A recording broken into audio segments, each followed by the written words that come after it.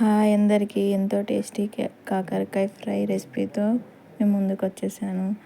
15 మినిట్స్లో మనం ఎంతో ఈజీగా కాకరకాయ ఫ్రై చేసుకోవచ్చు అండ్ ఎంతో టేస్టీగా ఉంటుంది. పిల్లలు కూడా ఇష్టంగా తింటారు.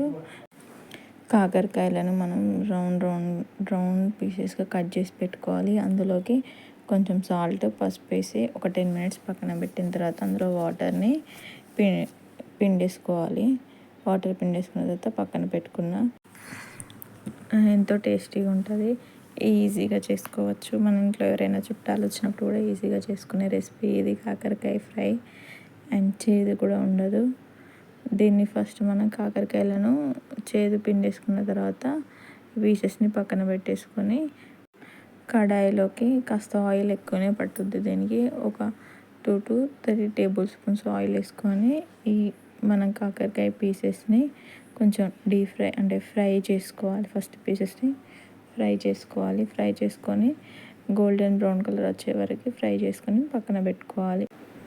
మంచిగా కలుపుతూ కొంచెం లైట్ బ్రౌన్ కలర్ వచ్చే వరకు మంచిగా ఫ్రై చేసుకోవాలి. కానీ కంటిన్యూస్గా కలుపుతూ ఉండాలి. ఫ్లేమ్ మీడియం టు హై పెట్టుకోవాలి.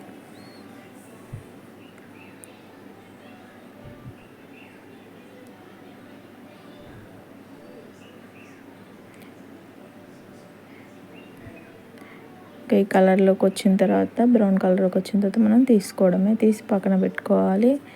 అన్నీ మొత్తం తీసుకోవాలి. మీరు కాకరకాయ కర్రీ గింజలతో చేస్తారా, గింజలు లేకుండా చేస్తారా? కామెంట్ చేయండి.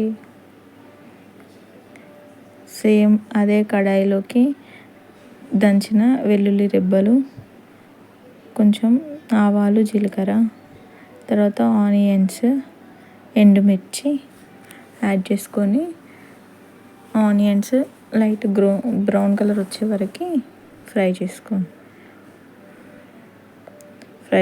తర్వాత కొంచెం అల్లం వెల్లుల్లి పేస్ట్, కొంచెం పసుపు, కొంచెం పచ్చి ధనియాల పొడి వేసి మొత్తం ఫ్రై చేయాలి. ఫ్రై చేసిన తర్వాత మనం ముందుగా ఫ్రై చేసి పెట్టుకున్న కాకరకాయ పీసెస్ని యాడ్ చేసుకొని వాటిపై నుండి ఉప్పు, కారం, జీలకర్ర పొడి చల్లేసుకొని మొత్తం మంచి కలపాలి. మాడకుండా కింద నుండి పైన వరకు కలుపుతూనే ఉండాలి.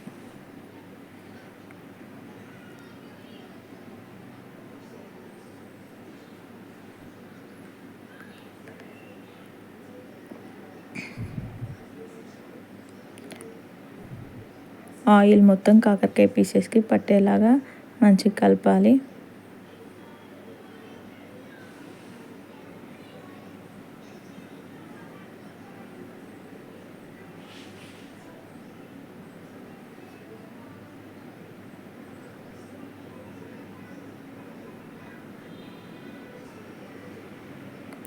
మొత్తం ఉప్పు, కారం, జీలకర్ర పొడి, ఈ మసాలాన్ని మొత్తం కాకరకాయకి పట్టేలాగా మంచిగా కలపాలి. కంటిన్యూనే కలుపుతూ ఉండాలి ఒక 2 మినిట్స్.